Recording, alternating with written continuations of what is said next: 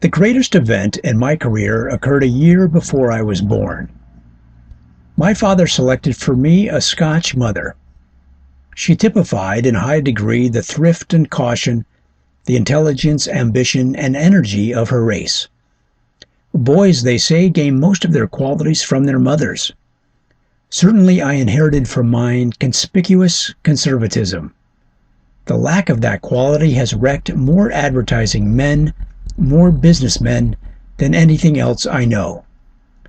That fact will be emphasized again and again in this book. I stress it here in tribute to the source of my prudence. Safety first has been my guiding star. A Scotch mother is the greatest asset a boy can have who desires a career in advertising. Then economy and caution are instinctive with him.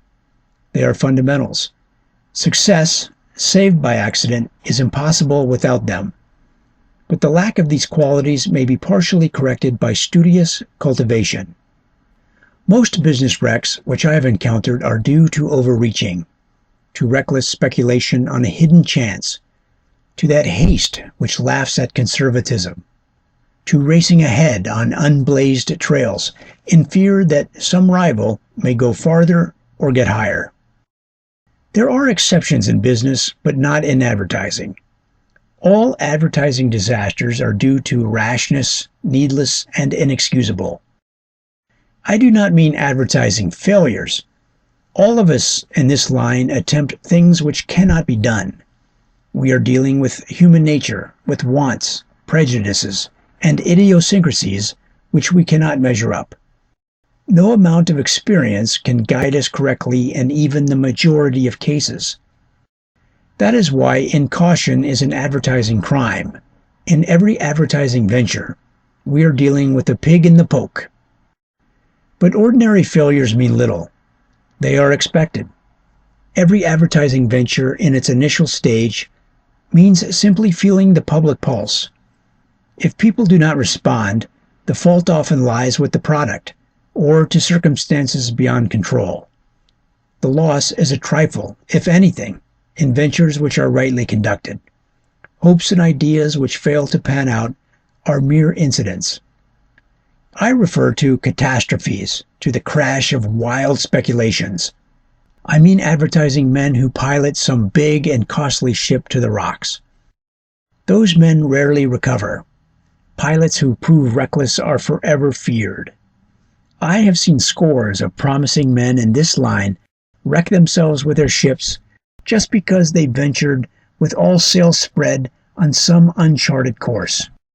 So far as I remember, not one of them ever came back. The Scotch blood in my veins has for 35 years kept me from such disasters.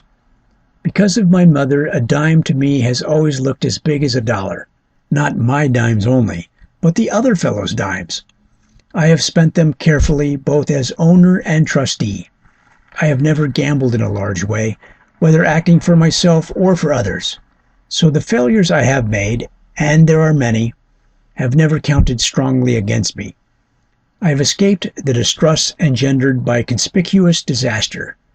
When I lost little in money and nothing in confidence. When I won, I often gained millions from my client and a wealth of prestige for myself. That I largely owe to my mother. I owe her vastly more. She taught me industry. I can scarcely remember an hour, night, or day when mother was not at work. She was a college graduate with great intellectual powers. There came a time when, as a widow, she had to support her children by teaching school. Before and after school, she did the housework. In the evenings, she wrote books, kindergarten books for schools. When vacation came, she tramped from school to sell them. She did the work of 3 or 4 women. She developed 3 or 4 careers. From my earliest years, under her direction and incentive, I did likewise. I have supported myself since the age of 9. Other boys, when they went to school as I did, counted their schoolwork a day. It was an incident to me. Before school, I opened 2 schoolhouses, built the fires, and dusted the seats. After school, I swept those schoolhouses. Then I distributed the Detroit Evening News to 65 homes before supper. On Saturdays, I scrubbed the 2 schoolhouses and distributed bills. On Sundays, I was a church janitor, which kept me occupied from early morning until 10 o'clock at night. In vacations, I went to the farm, where the working time was 16 hours a day. When the doctor pronounced me too sickly for school, I went to the Cedar Swamp. There, work started at 4:30 in the morning. We milked the cows and fed the cattle before breakfast. At 6:30, we drove to the swamp, carrying our lunch with us. All day long, we cut poles and hewed ties. After dinner came another milking. Then we bedded the cattle for the night. At 9 o'clock, we crept up a ladder to the attic and our bed. Yet it never occurred to me that I was working hard. In after years, I did the same in business. I had no working hours. When I ceased before midnight, that was a holiday for me. I often left my office at 2 o'clock in the morning. Sundays were my best working days because there were no interruptions. For 16 years after entering business, I rarely had an evening or a Sunday not occupied by work. I am not advising others to follow my example. I would not advise a boy of mine to do so. Life holds so many other things more important than success that work in moderation probably brings more joy. But the man who works twice as long as his fellows is bound to go twice as far, especially in advertising. One cannot get around that. There is some difference in brains, of course, but it is not so important as the difference in industry. The man who does 2 or 3 times the work of another learns 2 or 3 times as much. He makes more mistakes and more successes, and he learns from both. If I have gone higher than others in advertising, or done more, the fact is not due to exceptional ability, but to exceptional hours. It means that a man has sacrificed all else in life to excel in this one profession. It means a man to be pitied, rather than envied perhaps. Once I said in a speech, I figured that I have spent 75 years in advertising. The time is only 35 years by the calendar, but measured by ordinary working hours and amount of work accomplished, I have lived 2 years in one. Frugality and caution kept me from disaster, but industry taught me advertising and made me what I am. Through Father, I gained poverty, and that was another blessing. Father was the son of a clergyman. His ancestors far back had been clergymen, bred and schooled in poverty, so this was his natural state. I owe much to that condition. It took me among the common people, of whom God made so many. I came to know them, their wants and impulses, their struggles and economies, their simplicities. Those common people whom I know so well became my future customers. When I talk to them in print or in person, they recognize me as one of their kind. I am sure that I could not impress the rich, for I do not know them. I have never tried to sell what they buy. I am sure I would fail if I tried to advertise the Rolls-Royce, Tiffany & Company, or Steinway pianos. I do not know the reactions of the rich, but I do know the common people. I love to talk to laboring men, to study housewives who must count their pennies, to gain the confidence and learn the ambitions of poor boys and girls. Give me something which they want, and I will strike the responsive chord. My words will be simple, my sentences short. Scholars may ridicule my style, the rich and vain may laugh at the factors which I feature, but in millions of humble homes, the common people will read and buy.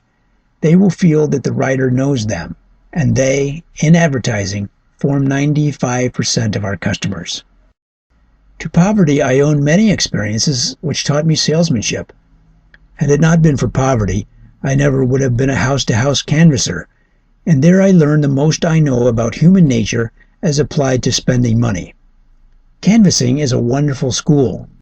One of the greatest advertising men this country has developed always went out to sell in person before he tried to sell in print. I have known him to spend weeks in going from farm to farm to learn the farmer's viewpoint. I have known him to ring 1,000 doorbells to gain the woman's angle. To poverty, I owe the fact that I never went to college. I spent those 4 years in the school of experience instead of a school of theory. I know nothing of value which an advertising man can be taught in college. I know of many things taught there which he will need to unlearn before he can steer any practical course.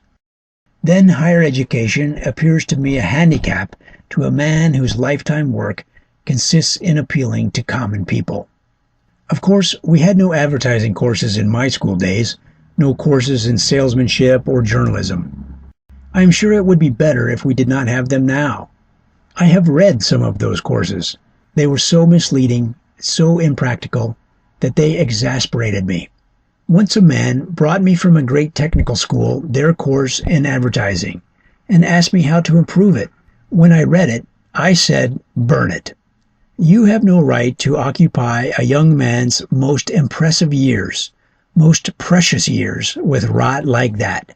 If he spends 4 years to learn such theories, he will spend a dozen years to unlearn them. Then he will be so far behind in the race that he will never attempt to catch up." As I said, I was exasperated. I left a bad impression.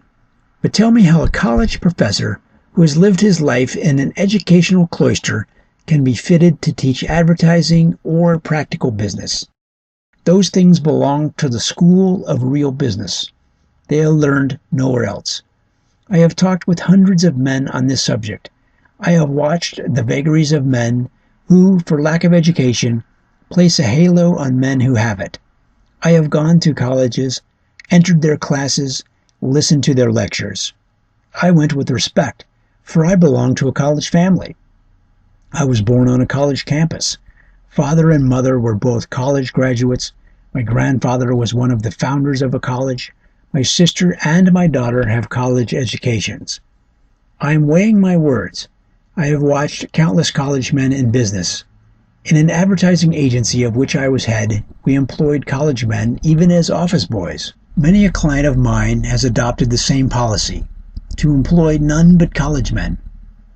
The whole idea was to employ men with training which the employers lacked, and of which they keenly felt the lack.